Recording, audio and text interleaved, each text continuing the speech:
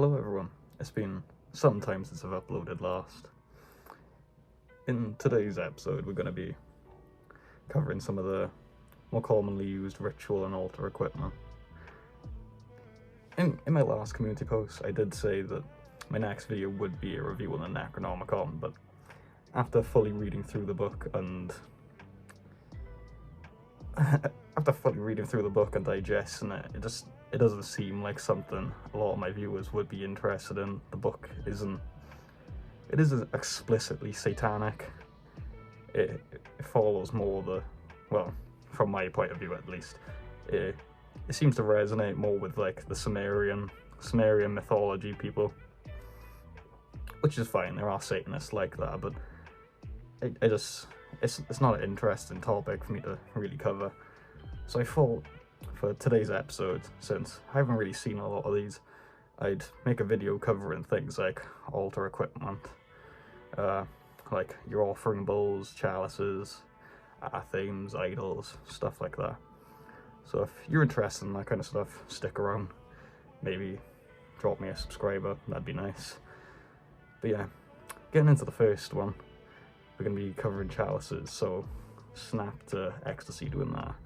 What I meant to say was, like, snap to offering stuff, and, you know, my content is shit anyway, you'll get used to it, alright? So, chalices and offering bowls. Chalices, well, they serve a symbolic purpose as long as a practical one. You offer any liquids, alcohol, stuff like that. For my offering bowl, this one isn't used for like meat or anything like that. If you want to offer things like meat and, you know, big offerings, you would want something like that. My one personally, I use this one to burn incense cones and like herbs and things like that. But yeah, these are things that you are going to need. Like these, I would personally say they're not even optional. You do need these if you're gonna follow through with worshipping any any demonic divine or Satan himself. From ritual to ritual, it can vary what you're going to offer. Some rituals call for explicit offerings, like explicit herbs for demons, or explicit types of beverage for whatever you're offering it to.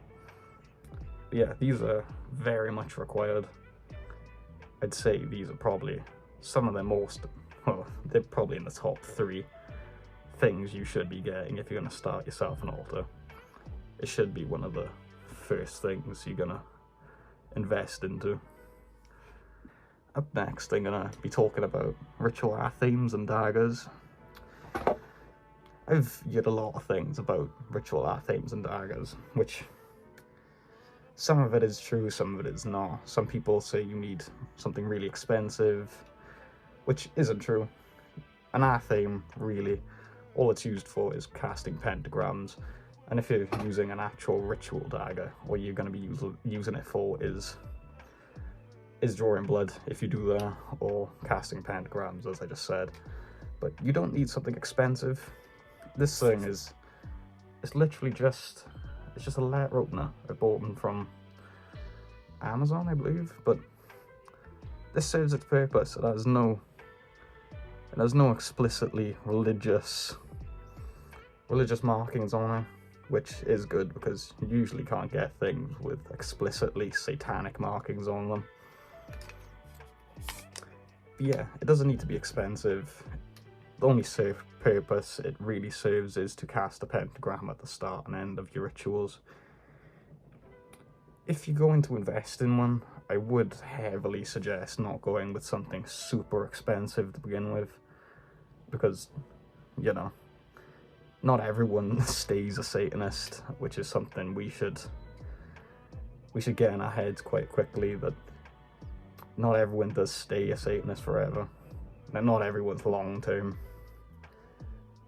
But yeah, don't immediately invest loads of money into it, because you don't need a really fancy one like this straight away.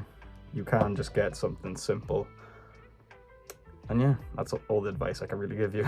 Another one of my like big pet peeves within this community is people overcomplicating the ritual cloth.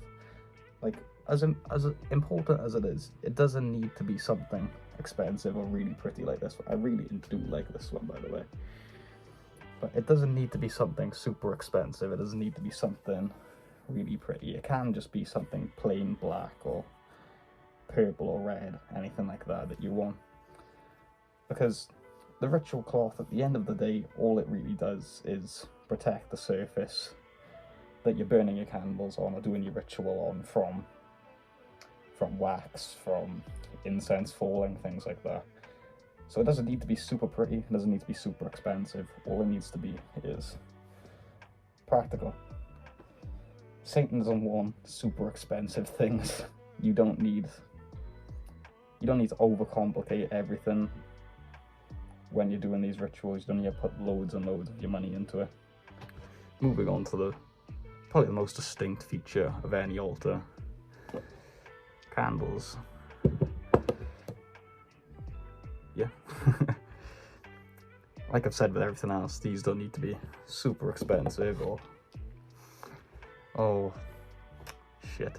They don't need to be super expensive or super pretty, as long as they don't have any explicitly like anti-satanic imagery on them, or, you know, imagery from other religions and things like that. You'll be fine. Once again, there are some rituals that call for explicit colours and explicit types of candles, but most rituals you can get away with just one candle, like one center candle. This is the one I use. This is my center candle, and then I use 5 of these ones for the outline and 2 of these on each side. So yeah, personally I do quite like my candles, but not everyone does. You don't need to burn a silly amount of candles. You don't need to spend loads on them. But they are important. These are another one of the things I would say is something you should invest into, because you can't be doing rituals without at least one candle. Like, try to at least get one good one to do rituals with, because you don't want to be stuck with shitty tea lights forever, do you? Like, but yeah. And finally, probably the thing that everyone sees first when they look at your altar is a statue, or idol, as some other people call it. This is, I'd say, probably the most important piece of ritual equipment. You need to have something you can focus your energy onto when you're doing these rituals. You need to have something that you can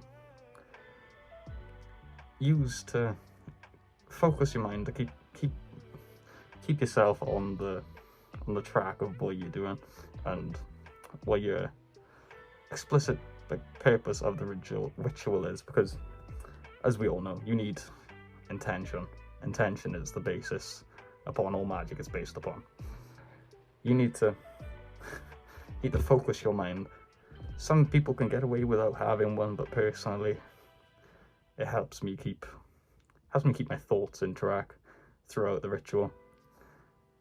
Because you need to have, especially if you're doing offerings or something like that, you need to have your mind focused on Satan. You need to keep your mind clear, avoid distractions, which I think this it helps with. You know, it's a bit hard to lose track of thought when you've got a physical image of what you're doing in front of you. Like, and with that, that's the conclusion to this video. I know this hasn't been as long or as well thought out as some of my other videos, but I just want to get used to speaking in front of a camera, getting used to doing this kind of content before I move on with making much more serious content. I'm planning on doing my original format of video essays, but in this format, you know, like, I want to make the videos I do make just like this, because the TTS voice, it ruins everything. I've had a lot of comments complaining about that over the years.